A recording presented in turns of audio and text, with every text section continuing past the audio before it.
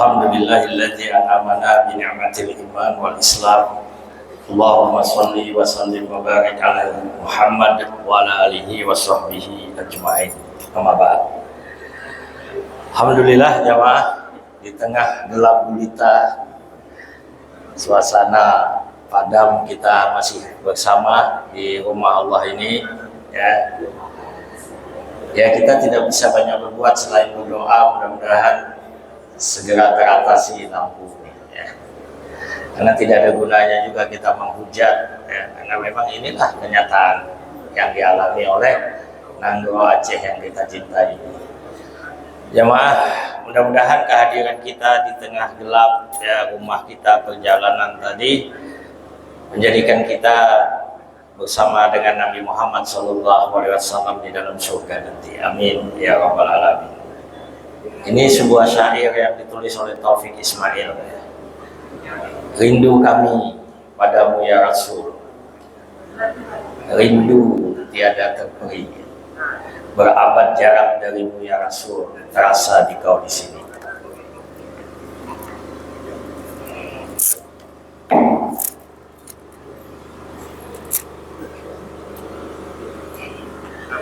Nah, ini juga baterainya tidak sempat diisi, jadi takut mati. Alhamdulillah. Jadi Rasulullah itu berabad jarak dari kita, tapi beliau terasa ya bersama kita. Walaupun kita tak pernah melihat wajahnya, tak pernah mendengar suaranya, ya, tapi semua kita bahkan kadang meneteskan air mata ketika kita mengenang baginda Rasulullah SAW. Beliau mencintai kita begitu ikhlas ya. Cinta ikhlasmu pada manusia bagai cahaya syurga. Dapatkah kami membalas cintamu secara bersahaja? Mudah-mudahan kehadiran kita ini membalas cinta Nabi ya, yang tiada terkira kepada kita semua. Ini adalah tempat tinggal Nabi di masa dulu. Sebuah masjid yang sangat sederhana. Tidak ada penerangan listrik seperti hari ini ya. Bahkan sebagian sahabat membakar rumput ilalang untuk penerangan waktu itu. Sebagian yang datang dari rumahnya membawa obor ya. Dari mana minyaknya? Ada yang menyebut waktu itu minyak yang dikenal minyak zaitun ya, karena minyak zaitun itu dari buah zaitun dan cahayanya sangat indah ya, sangat terang. Walaupun di bumi Arab sendiri ternyata terkandung minyak yang berlimpah, tapi masa Nabi tentu belum tahu ya. Baru masa modern sekarang kita bisa melihat Allah memberikan kemakmuran pada wilayah tanah haram. Karena itu tidak pernah kita mendengar berita listrik padam di Masjidil Haram. Kita tak akan pernah mendengar berita listrik padam di Masjid Nabawi, karena di sana begitu ya, kekayaan mereka sudah sangat luar biasa. Jadi dari sisi kehadiran jamaah saja subhanallah, kita berlomba-lomba ke sana ya, untuk mencintai Allah dan Rasulnya. Tapi secara ekonomi itu berputar di wilayah sana. Tanpa minyak pun mereka sebenarnya sudah kaya raya, tambah lagi dengan kekayaan minyak.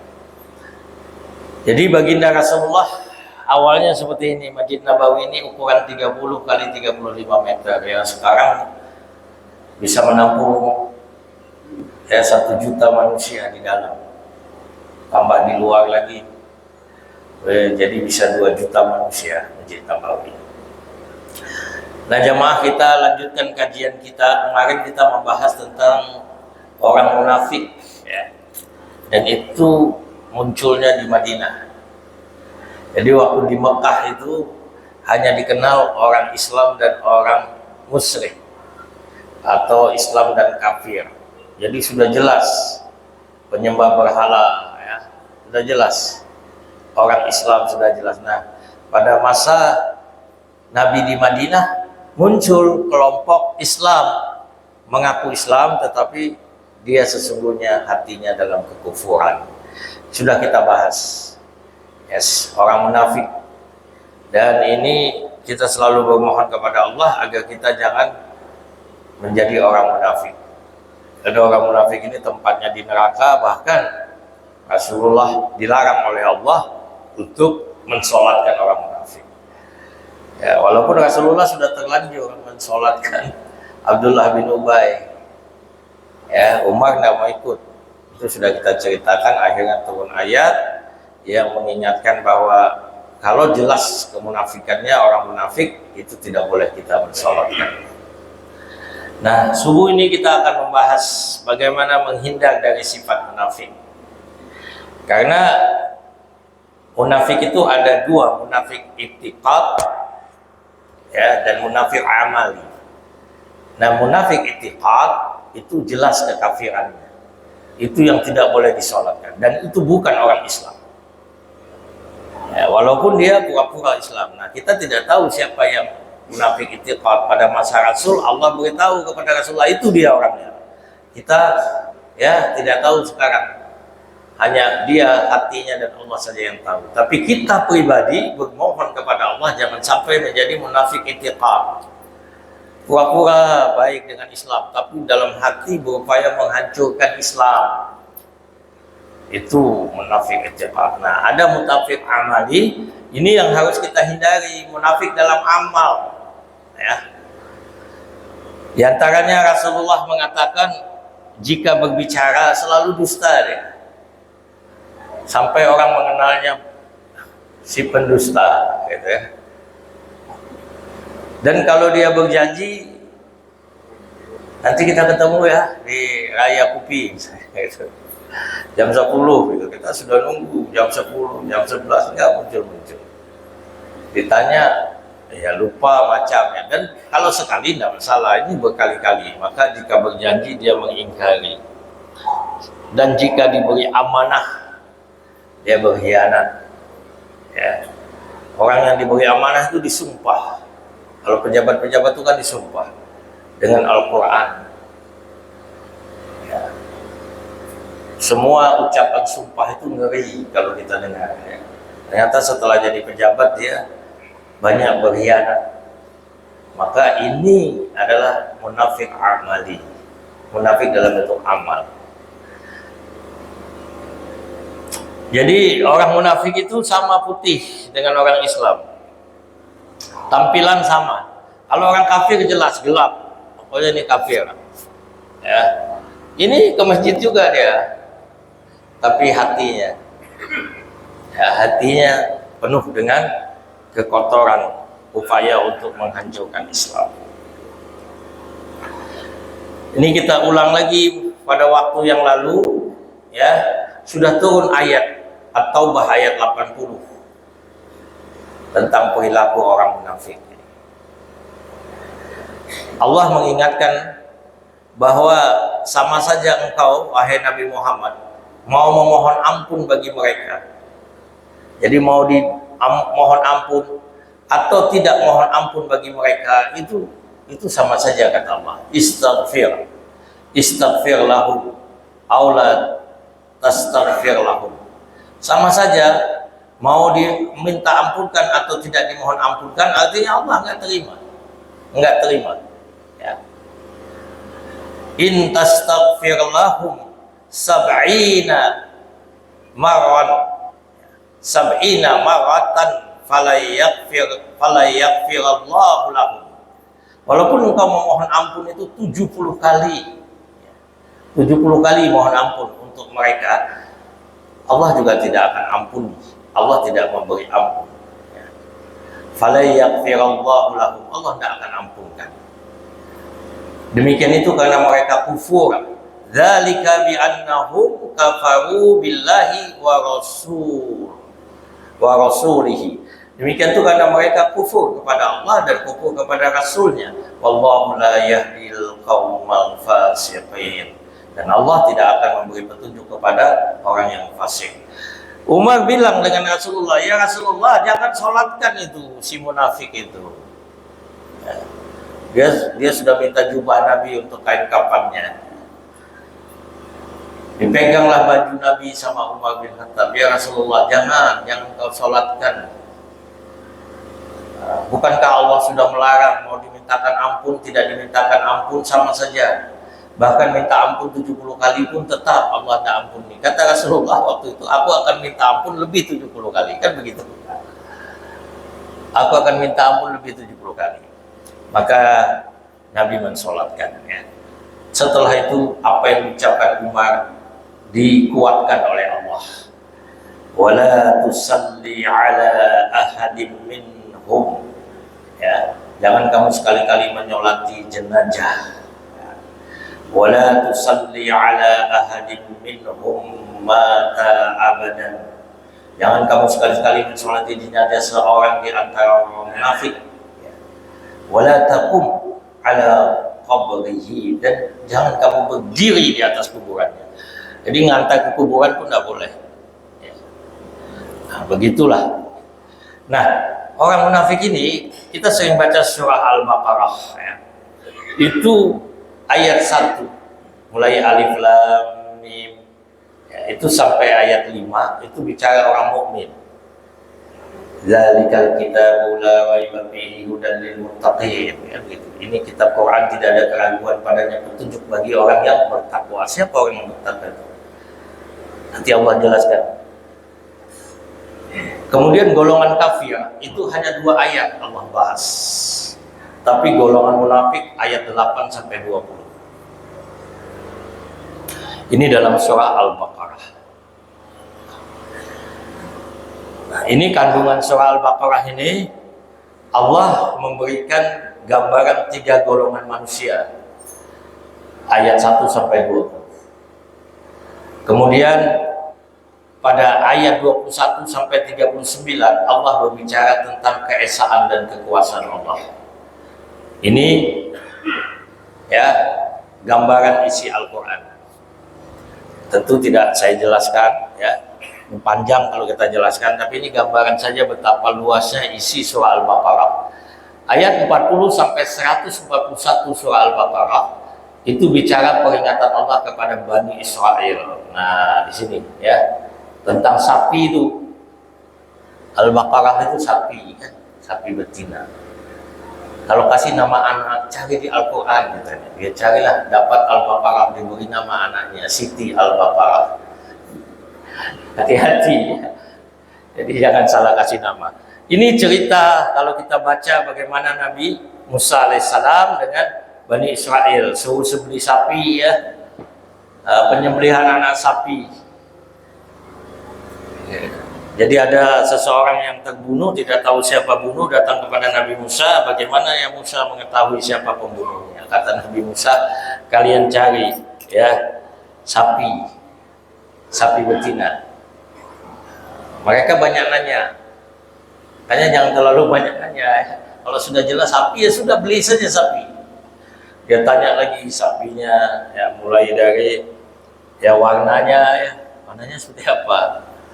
Ya, sapinya pernah membajak atau tidak. Oh, akhirnya sulit, dan di dalam ayatnya dikatakan hampir saja mereka tidak menemukan sapi itu.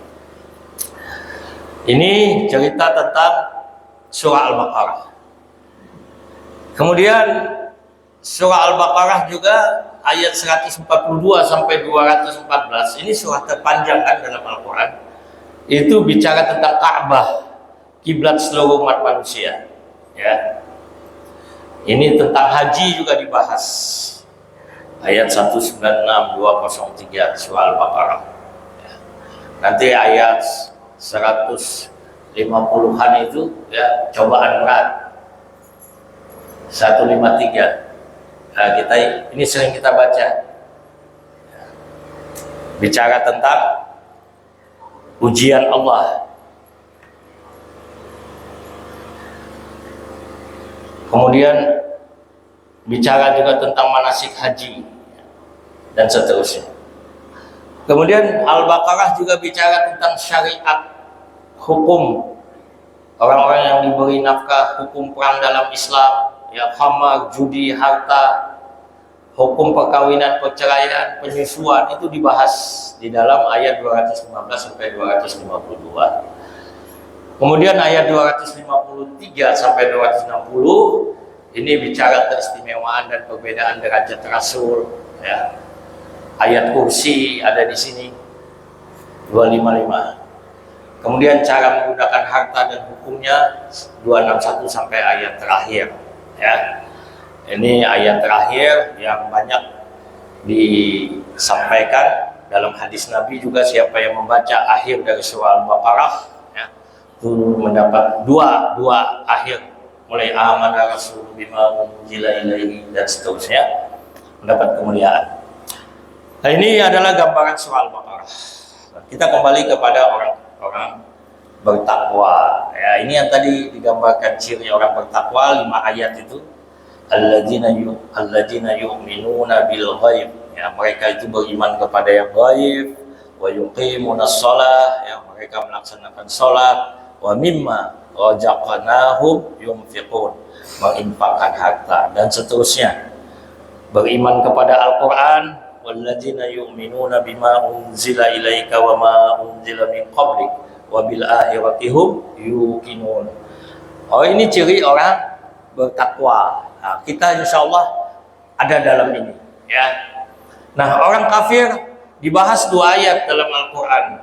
Sesungguhnya orang kafir sama saja, innal ladzina kafaru sawa'un 'alaihim a'anzartahum am lam tunzirhum la yu'minun. Orang kafir itu sama saja bagi mereka, wahai Muhammad, kamu beri peringatan, tidak engkau beri peringatan, mereka juga tidak beriman, ya.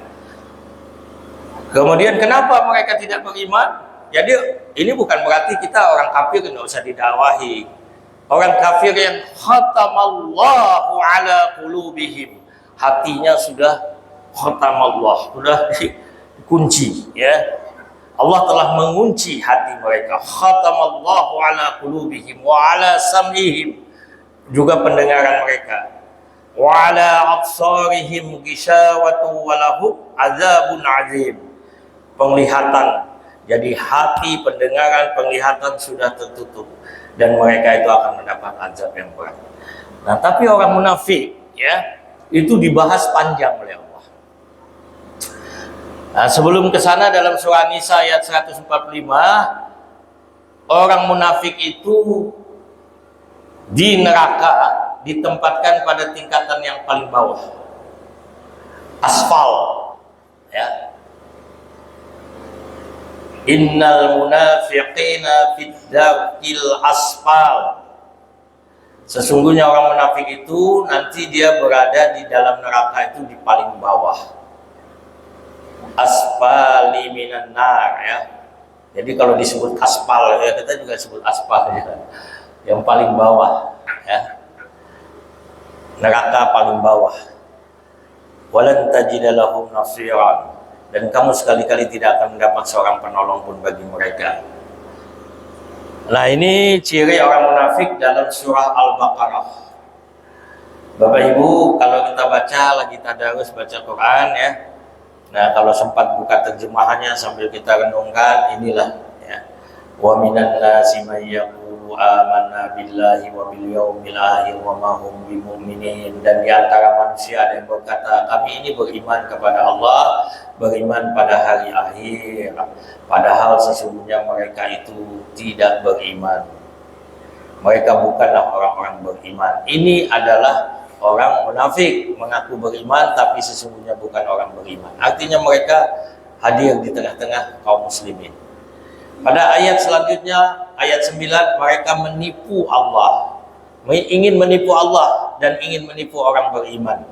Mereka hendak menipu Allah dan orang beriman, tapi sebenarnya mereka menipu diri mereka sendiri sedang mereka tidak sadar. Yukhadi'una Allah walladzina amanu wa ma yakhda'una illa anfusahum wa ma yash'urun. Mereka mau nipu Allah, mereka mau nipu orang-orang yang beriman, itu padahal mereka menipu mereka sendiri, diri sendiri, mereka tidak sadar. Ini ayat 9. Demikian ayat 10, ayat 11, ayat 11.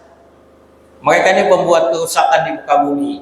Apabila dikatakan kepada mereka, jangan buat kerusakan, ya. Mereka menjawab, tidak, kami sesungguhnya mengadakan perbaikan. Itu orang munafik. Ya. Wa idza qila lahum la tufsidu fil ard. Jangan, apabila dikatakan kepada mereka jangan kamu membuat kerusakan, la tufsidu fil ardi. Jangan buat kerusakan di muka bumi. Qalu innama nahnu muslihun. Kami sesungguhnya orang yang mengadakan perbaikan. Ya, ini kerja orang munafik. Mengolok-olok orang beriman. Kalau jumpa orang beriman, mereka mengaku beriman. Wa idza laqul ladzina amanu qalu amanna. Kalau ketemu orang beriman, kami teman. Ya, butuh apa masjid kamu? Butuh apa? Kami bantu. Ya, berilah sumbangan-sumbangan. Tapi begitu mereka wa idza khalau ila sayatinihim qalu innama nahnu mustahjiun. Kalau kembali ke setan mereka mengatakan kami sebenarnya hanya mengolok-olok. Kami pura-pura bantu-bantu sedikit saja. Begitu ya sifat orang-orang munafik. Mereka memukau, ya, ucapannya sangat indah. Dan di antara manusia ada yang ucapannya tentang kehidupan dunia menarik hatimu. Dan dipersaksikannya kepada Allah atas kebenaran isi hatinya. Dia pakai demi Allah, demi Allah. Ya. Padahal dia adalah penentang yang paling keras. Dan apabila dia berpaling darimu, dia berjalan di bumi untuk mengadakan kerusakan padanya. Dan merusak tanaman-tanaman dan binatang ternak. Dan Allah tidak menyukai kebinasaan. Ini dibahas di ayat 204-205. Ini menurut para ulama, makna yang dimaksud, orang munafik menampakkan keislamannya di mata manusia, sedangkan Allah mengetahui kekufuran dan kemunafikan yang dipendam di dalam hatinya. Kalau ada musibah, ya, orang Islam kena musibah, orang munafik pura-pura berbaik hati, tapi sesungguhnya mereka senang. Bersedih ketika mukmin mendapat kebaikan dan bergembira jika mukmin mendapat musibah. Ini Ali Imran ayat 120. Jika kamu memperoleh kebaikan, niscaya mereka bersedih hati. Maka ketika Nabi menang perang Badar, sedih mereka. Ya, sedih mereka. Ketika Nabi dalam perang Uhud, ya, dikabarkan sudah mati, tapi ternyata Nabi masih hidup. Islam masih membangun kekuatan, mereka juga semakin sedih. Mereka bergembira kalau kaum muslimin mendapat bencana. Jika kamu bersabar dan bertakwa, niscaya tipu daya mereka sedikit pun tidak mendatangkan kemudaratan kepadamu. Sesungguhnya Allah mengetahui apa yang mereka kerjakan. Ini orang munafik. Di dalam surah Taubah ayat 50, jika kamu mendapat suatu kebaikan, mereka menjadi tidak senang karenanya. Dan jika kamu ditimpa oleh suatu bencana, mereka berkata, sesungguhnya kami sebelumnya telah memperhatikan urusan kami. Kami tidak ikut perang, dan mereka berpaling dengan rasa gembira. Ini waktu perang Tabuk. Nah, mereka mengejek. Tapi ternyata Nabi Muhammad menang, ya, tanpa pertempuran. Jadi perang Tabuk itu kemenangan tanpa pertempuran. Fathul Makkah itu penaklukan tanpa kehancuran. Apalagi kerja orang munafik, menolak hukum Allah. Apabila dikatakan kepada mereka, mari kamu tunduk kepada hukum yang telah Allah turunkan kepada hukum Rasul, niscaya kamu lihat orang munafik menghalangi manusia dengan sekuatnya dari mendekati kamu. Jadi mereka menolak hukum Allah. Orang munafik riya dalam ibadah. Sesungguhnya orang munafik itu menipu Allah, dan Allah akan membalas tipuan mereka. Dan apabila mereka berdiri untuk sholat, mereka berdiri dengan malas. Jadi sholat, tapi pokoknya tidak semangat karena di hatinya tidak yakin. Mereka bermaksud ria dengan sholatnya di hadapan manusia, hanya untuk menunjukkan saja di hadapan manusia, dan tidaklah mereka menyebut Allah kecuali sedikit sekali. Diperkuat oleh hadis Rasulullah, sesungguhnya sholat yang paling berat bagi orang munafik adalah sholat isya dan sholat subuh. Sholat isya dan sholat subuh. Ya. Seandainya mereka mengetahui keutamaannya, mereka pasti akan datang meskipun harus merangkak. Nah, ini hadis sahih. Jadi kalau kita sholat isya, sholat subuh itu merasa malas, enggan, ya, tidak semangat, artinya ada sifat munafik. Bukan berarti munafik, ada sifat munafik. Maka hati-hati. Sesungguhnya sholat paling berat bagi orang munafik adalah sholat isya dan sholat subuh. Mencela orang beramal soleh. Orang-orang munafik itu yaitu orang-orang yang mencela orang-orang mukmin yang memberi sedekah dengan sukarela. Ini juga di dalam perang Tabuk. Waktu itu Nabi mengumumkan kita butuh dana ya untuk peperangan. Nah, ada sahabat yang dia tidak punya harta seperti Abu Bakar, dia tidak punya harta seperti Umar, Utsman yang kaya-kaya, mereka mampu memberikan sumbangan banyak. Dia memberi sedekah dengan sukarela apa yang mampu. Bahkan ada sahabat yang bawa segenggam kurma. Jadi dia bawa segenggam kurma kepada Rasulullah. Ya Rasulullah, hanya ini yang saya punya. Kata Rasulullah, ya.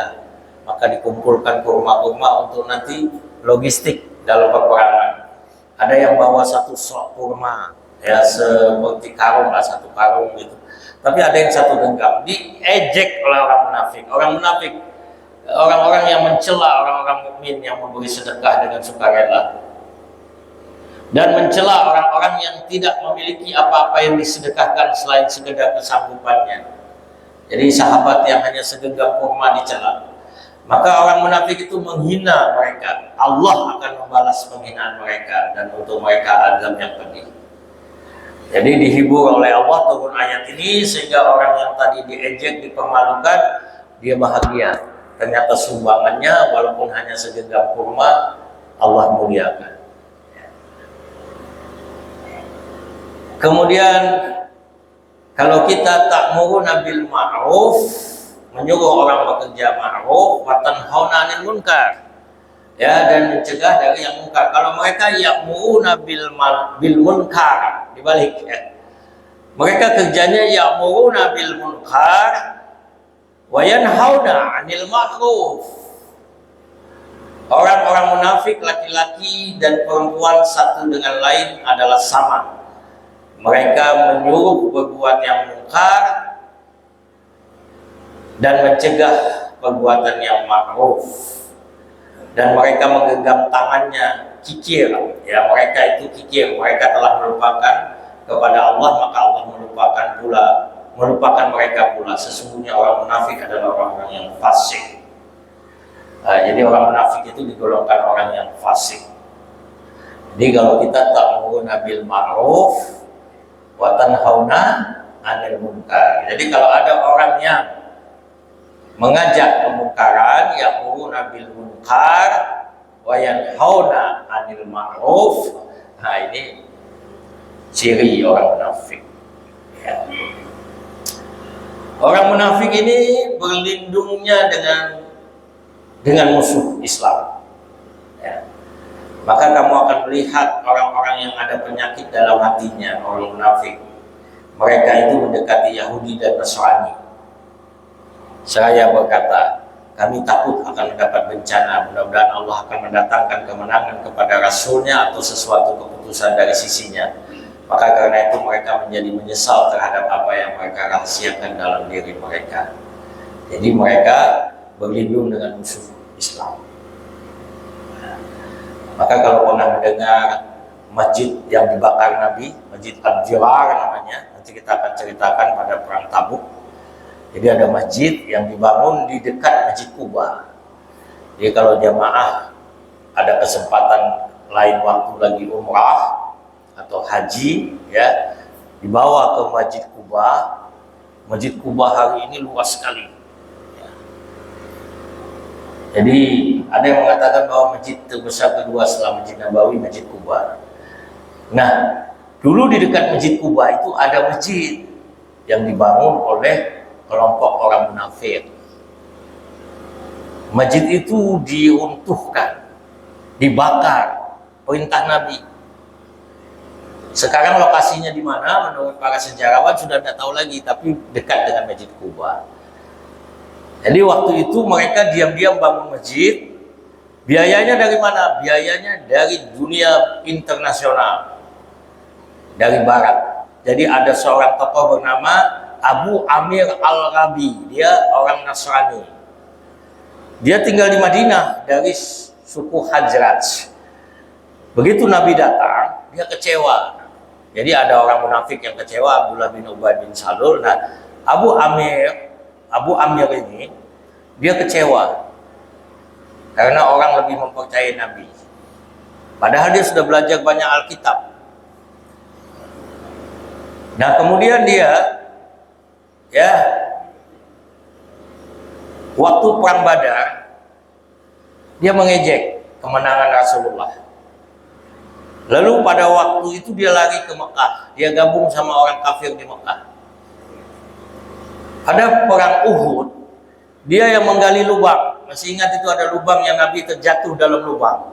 Ketika Nabi mundur menghadapi serangan, Nabi terposok dalam lubang. Lubang itu yang menggali adalah Abu Amir Al-Rabi.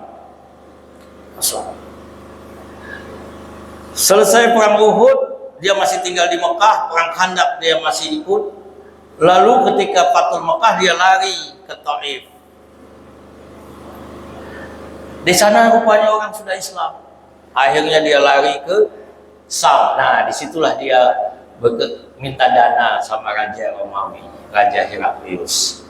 Saya minta dana, saya mau bangun markas di Madinah untuk menghancurkan Muhammad dan pengikutnya. Dikasih dana, dibuat oleh 12 orang munafik. Siapa daftar 12 nama itu nanti kita kisahkan satu saat ketika perang Tabuk. Akhirnya jadilah masjid. Datang mereka kepada Rasulullah, ya Rasulullah, berkenanlah engkau datang ke masjid kami. Kata Rasulullah, kalian bangun masjid? Iya. Untuk apa? Kami mau bantu orang-orang tua, orang-orang lemah, orang-orang yang kedinginan, ya, untuk mereka itu bisa nanti beribadah di masjid ini daripada ke Kuba atau ke Masjid Nabawi. Kata Rasulullah, saya mau berangkat perang. Nanti setelah perang Tabuk, insya Allah saya mampir. Jadi Nabi sudah punya niat mau potong pita peresmian. Sudah ada niat. Tapi ketika nanti dalam perjalanan pulang, kira-kira setengah hari perjalanan lagi sampai Madinah, turunlah ayat. Itu nanti dibahas dalam surah Taubah. Dan masjid itu Allah beri nama Ad-Dirar. Ya, di situ mereka mengatur strategi untuk menghancurkan Islam dan rupanya sudah mengumpulkan senjata. Maka Nabi memanggil 3 orang sahabat. Nanti 3 sahabat ini diperintahkan Nabi untuk membakar masjid itu. Dan tempat itu dijadikan oleh Nabi sebagai tempat pembuangan sampah dan bangkai. Itu Masjid Ad-Dirar. Ya. Nah, ini adalah pekerjaan orang-orang munafik. Jadi apa yang sudah saya sampaikan tadi itu adalah isi ayat-ayat Quran yang menggambarkan adanya kelompok-kelompok yang memang akan menghancurkan Islam sepanjang masa. Karena Al-Quran itu sepanjang masa, bukan pada masa Nabi saja. Jadi masa sekarang pun ada orang-orang munafik itu. Kita cuma tidak tahu, ya, tapi kita perlu waspadai. Karena itu jamaah, kita pelajarin ini supaya kita jangan tersentuh sifat munafiknya.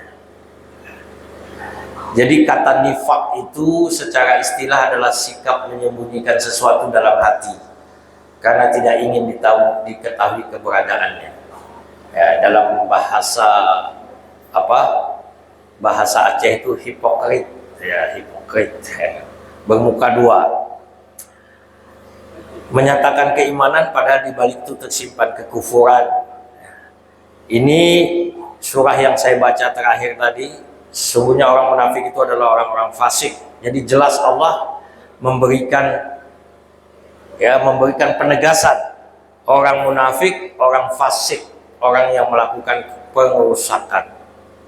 Nah, ini yang saya jelaskan di awal tadi. Nifak itu ada 2. Nifak itiqadi, ya, nifak keyakinan. Ini munafik besar. Pelakunya menampakkan keislaman tetapi menyembunyikan kekufuran. Nauzubillah. Ini ada doa Nabi untuk selalu bermohon, ya Allah, hindarkan kami dari kemunafikan. Jenis nifak ini pelakunya sudah dinyatakan keluar dari Islam dan pasti berada dalam neraka. Ini nifak i'tiqadi. Semua ulama menyepakati ini.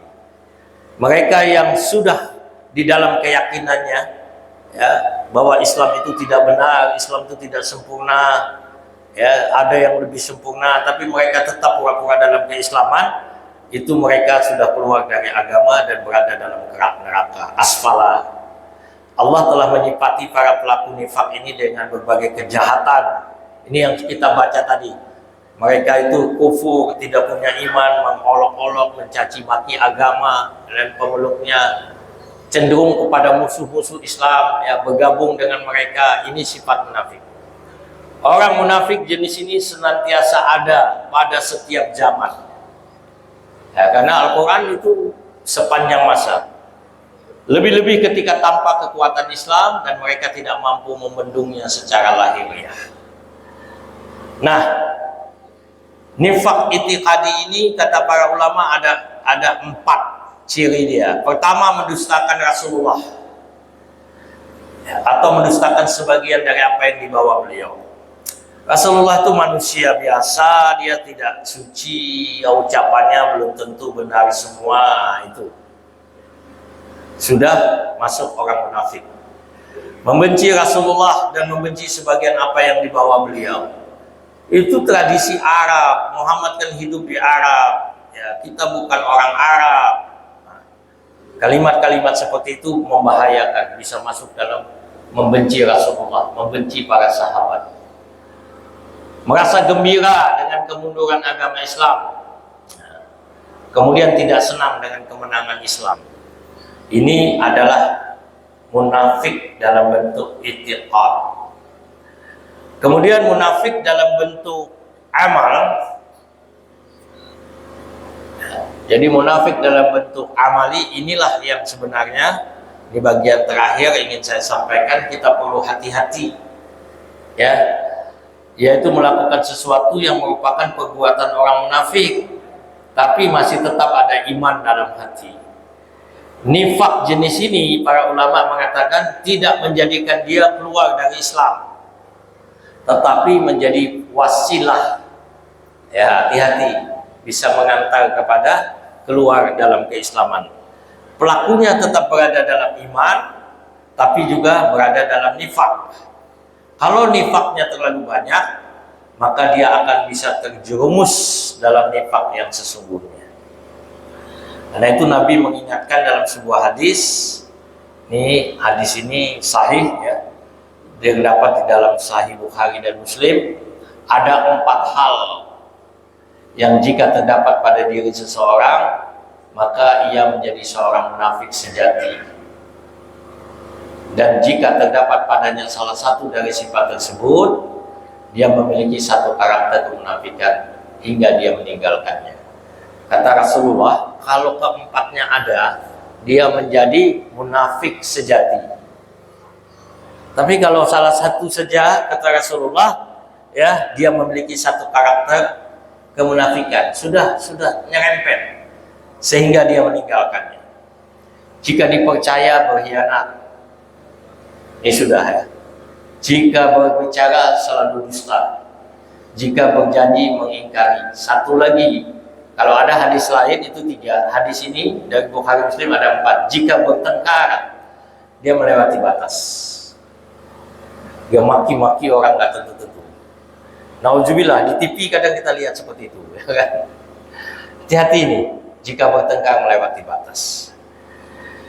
Nah, jamaah, bagaimana cara kita terhindar dari sifat munafik? Pertama, kita harus membiasakan jujur. Ya, jujur. Karena dalam surah Taubah ayat 119 Allah berfirman, hai orang beriman, bertakwalah kalian kepada Allah dan jadilah kalian beserta orang yang jujur. Qulil haqq walau kana murran. Katakan kebenaran sekalipun itu pahit. Ini Purbaya sering ngomong gini, walaupun dia tidak sebut itu hadis, ya. Dia sering bilang, saya ikuti beberapa YouTube-nya ataupun TikTok-nya, katakan kebenaran sekalipun itu pahit. Orang yang sukses adalah orang yang mati masuk surga, dia bilang. Itu betul. Sukses itu bukan di dunia ini, tapi sukses itu mati masuk surga. Membiasakan berkata jujur. Yang kedua, supaya tidak kena penyakit munafik, membiasakan untuk setia atau amanah. Jadi kalau diberi amanah, ya kita pegang amanah itu. Ya. Hai orang yang beriman, janganlah kamu mengkhianati Allah dan Rasul, dan janganlah kamu mengkhianati amanat-amanat yang dipercayakan kepadamu sedang kamu mengetahui. Rasulullah bersabda, tidak ada iman bagi orang yang tidak amanah, dan tidak ada agama bagi yang tidak memegang janji. Jadi pegang amanah. Yang ketiga, supaya terhindar dari sifat munafik, selalu bersyukur. Meskipun terlihat sederhana, dan tetapi syukur ini ya bisa membersihkan hati kita. Penyakit hati seperti sombong, amarah, dengki, nafsu dunia, ini bisa kita sembuhkan dengan bersyukur. Ini sifat munafik. Yang keempat, nah ini dia, bersegera melaksanakan sholat jika waktunya telah tiba, dan berusaha mendapatkan takbiratul ihram serta imam sholat jamaah di masjid. Ini bagian menghindari sifat munafik, bermalas-malasan. Ini ada hadis dari Anas bin Malik radhiyallahu anhu bahwa Rasulullah bersabda, siapa yang menunaikan sholat jamaah selama 40 waktu, sholat jamaah 40 waktu. Ini hadis dipakai menjadi sholat ya arba'in itu. Dengan memperoleh takbiratul ihram imam, maka ia kemudian akan ditetapkan terbebas dari dua hal, yaitu terbebas dari munafik. Jadi untuk terbebas dari kemunafikan yang dijamin oleh Allah, siapa yang mampu menunaikan sholat jamaah selama 40 waktu dengan memperoleh takbiratul ihram imam, maka ialah yang kemudian akan ditetapkan terbebas dari dua hal. Ini subhanallah, terbebas dari kemunafikan ya. Karena itu jamaah haji biasanya berupaya untuk tidak meninggalkan atau lalai untuk mendapatkan arba'in ini ya. Nah, kita bisa juga di sini, jadi tidak harus ke Mekah. Karena hadis ini bersifat umum. Jangan malas beribadah. Karena orang munafik itu kalau untuk sholat berdiri dengan malas. Jadi inilah yang menghindari kita. Ini tadi sudah kita sampaikan, sholat yang paling berat adalah dua sholat, yaitu sholat isya dan sholat subuh. Kemudian yang selanjutnya berakhlak baik dan memperdalam agama. Jadi suka ikut pengajian. Ya, ini disebutkan terdapat dua sifat yang tak akan pernah tergabung dalam hati orang munafik, yaitu perilaku luhur dan pemahaman dalam agama. Jadi orang yang rajin ikut pengajian, insya Allah dia terhindar dari sifat munafik. Bersedekah, ya. Rasulullah bersabda, sedekah adalah bukti. Bukti di sini bukti keimanan. Bukti dia bukan orang munafik. Karena orang munafik tidak suka bersedekah kecuali mau dipuji-puji. Ya. Nah, ini terakhir berdoa supaya terhindar dari sifat munafik. Allahumma inni a'udzubika minal faqri wal kufri. Ya Allah, aku berlindung kepadamu dari kefakiran dan kekufuran, wal fusuq, ya, dan dari kefasikan. Nah, fasik adalah sifat orang munafik. Kemudian wasiqaq, ya, dari kedurhakaan, wan nifaq, dan dari kemunafikan, wasum'ah, dan dari sum'ah, waria, dan dari riya. Ya, ini hadis sahih. Kalau tidak hafal bahasa Arabnya, boleh baca Indonesia. Ya Allah, hamba berlindung kepada Engkau dari kefakiran, kekufuran, kefasikan, kedurhakaan, kemunafikan, sum'ah, dan riya, kesombongan. Riya, ya. Sum'ah itu menceritakan amalnya. Amal saya saja yang diterima, amal orang enggak. Waktu saya haji, orang lain tidak ada yang diterima saya. Itu sum'ah.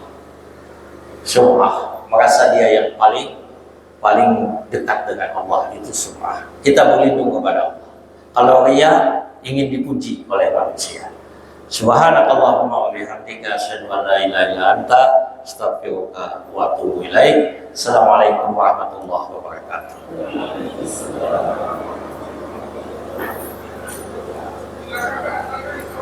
Ada kopi, teh?